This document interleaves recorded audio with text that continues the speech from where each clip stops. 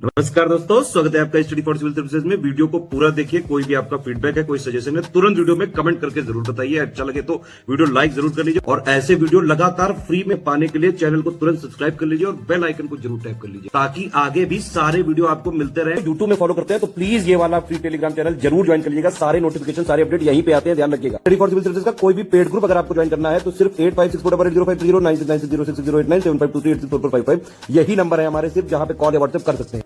Instagram पे हमारा page जरूर फॉलो कर लीजिएगा, स्टडी फॉर सिविल .सर्विसेज है। ट्विटर पे हमको जरूर फॉलो कर लीजिएगा, @study for civil। आज के इस वीडियो में हम अपने आर्ट एंड कल्चर के आर्किटेक्चर एंड स्कल्पचर वाले सेक्शन को कंटिन्यू रखते हुए डिस्कस करेंगे गुप्त काल यानी गुप्ता पीरियड के आर्किटेक्चर और स्कल्पचर्स को। तो चलिए आगे बढ़ते हैं और क्वेश्चन के फॉर्म में इस पूरे टॉपिक को कवर करते हैं। हमारा क्वेश्चन कह रहा है, right special features of the architecture and sculptures of Gupta period. गुप्त काल की स्थापत्य कला और शिल्प कला की विशेष विशेषताएं लिखिए। हम बताएंगे कि 4वीं शताब्दी ईस्वी में जब गुप्त साम्राज्य का उदय हुआ, उसी के साथ भारत का स्वर्णकाल शुरू हो जाता है। प्रारंभिक गुप्त शासक बौद्ध धर्म के अनुयायी हुआ करते थे, बौद्ध धर्म को फॉलो किया करते थे और उन्होंने कई बौद्ध वास्तुकलाओं का निर्माण कराया था। बाद के चरण के जो गुप्त शासक थे वो हिंदू धर्म के अनुयायी थे, हिंदू धर्म को फॉलो करते थे और हिंदू धर्म में भी ब्राह्मणवाद को फॉलो किया करते थे और उन्होंने कई हिंदू मंदिरों का संरक्षण किया, उनका निर्माण करवाया। फिर हम बताएंगे कि गुप्त काल के शासक काफ़ी टॉलरेंट हुआ करते थे, काफ़ी सहिष्णुता उन्होंने दिखाई थी सभी धर्मों को लेकर के। हालांकि वो अलग अलग धर्मों को फॉलो किया करते थे, लेकिन हर गुप्त शासक के टाइम पीरियड के दौरान जो भी 3 धर्म हुआ करते थे उस टाइम पे, बुद्धिज्म, जैनिज्म और हिंदुइज्म, तो उन्होंने सबको पेट्रोनाइज किया और सबको संरक्षण प्रदान किया। ऐसा नहीं था कि उन्होंने कोई भेदभाव दिखाया हो किसी धर्म को लेकर के। तो हम देख सकते हैं कि हर गुप्त काल के शासक के दौरान तीनों ही रिलीजन से रिलेटेड कुछ ना कुछ आर्किटेक्चर आर्ट हमेशा बनती आई है।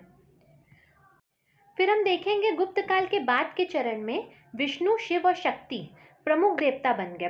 तो विष्णु भगवान को, शिव जी को, शक्ति संप्रदाय को यानी दुर्गा माँ से रिलेटेड मंदिर बनने लगे, उनको डेडिकेटेड मंदिर बनने लगे और ये हुआ था गुप्त काल के लास्ट के फेज में। तो आपको ये बताना है कि गुप्त साम्राज्य 4th सेंचुरी AD से लेके कब तक चला था, ये कमेंट सेक्शन में बताइएगा।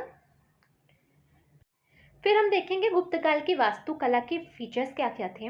तो सबसे पहला आता है गुफा वास्तुकला यानी केव आर्किटेक्चर। तो हमने जैसे इसके पहले के वीडियोस में देखा था मौर्यन काल में और उसके बाद पोस्ट मौर्यन काल में किस तरीके से गुफाओं को पहले विहार बना करते थे, गुफाओं में फिर चैत्य और विहार दोनों होने लगे थे। गुप्त काल में यह हुआ कि गुफाएं बनती रहीं लेकिन उनमें मुराल पेंटिंग्स होनी शुरू हो गई। मुराल पेंटिंग्स, जब हमने पेंटिंग डिस्कस करी थी तो काफ़ी डिटेल में मुराल पेंटिंग्स को डिस्कस किया था, जो दीवार पे बनाई जाती हैं, 3 लेयर की होती हैं ये पेंटिंग्स। तो वही पेंटिंग्स बनना शुरू होती हैं गुफाओं में गुप्त काल के समय से। और इसका गुप्त काल के जो भित्ति चित्र थे, जो मुराल पेंटिंग्स थी, इनके सबसे अच्छे उदाहरण हमें देखने को कहाँ कहाँ मिलेंगे। तो सबसे पहले हमें अजंता की गुफाओं में देखने को मिलेगा और अजंता की गुफा पूरी तरीके से बौद्ध धर्म को समर्पित है। फिर एलोरा की गुफाएं, इनमें बौद्ध, जैन और हिंदू तीनों धर्मों के फीचर्स पाए जाते हैं, इसके स्कल्पचर्स और पेंटिंग्स मिलती है हमें। उसके बाद बाघ गुफा जो कि MP में है, ये बौद्ध धर्म को समर्पित है, यहाँ पे बौद्ध धर्म की पेंटिंग्स पाई जाती हैं। फिर जूनागढ़ की गुफाएं जो कि गुजरात में हैं, ये भी बौद्ध धर्म को समर्पित हैं।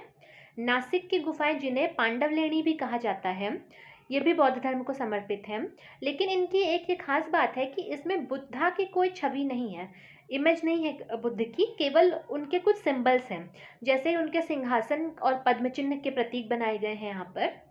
उसके बाद है मंडपेश्वर गुफाएं।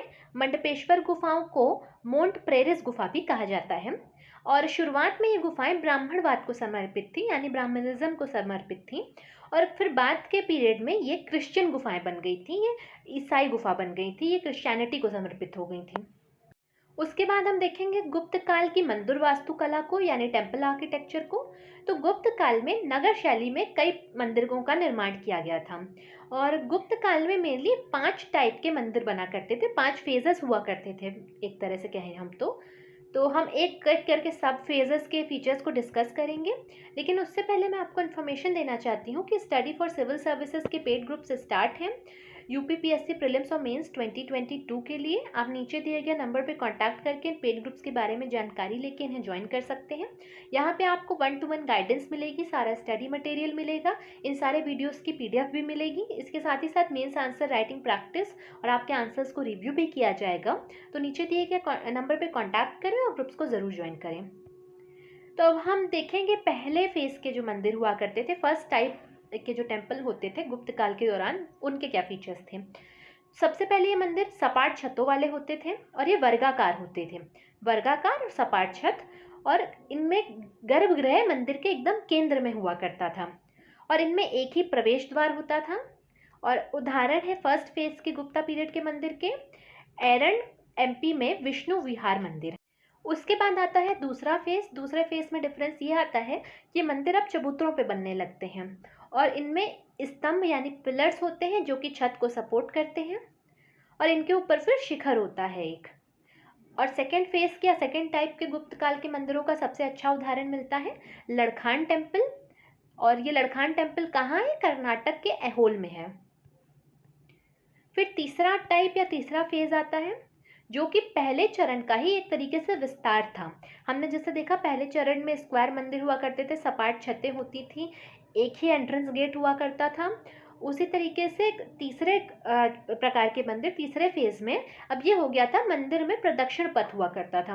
प्रदक्षिण पथ यानी परिक्रमा करने के लिए एक स्थान हुआ करता था, एक एम्बिगुलेटरी पैसेज हुआ करता था और उसमें सबसे प्रमुख विशेषता इन मंदिरों की हुआ करती थी इनका शिखर। इनका शिखर बहुत खूबसूरत हुआ करता था, बहुत यूनिक फीचर हुआ करते थे उसके।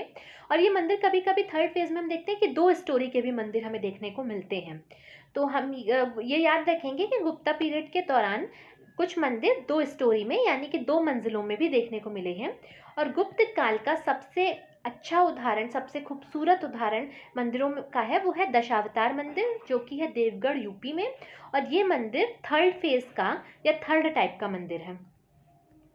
फिर उसके बाद आता है चौथे प्रकार का मंदिर या फोर्थ फेज का मंदिर।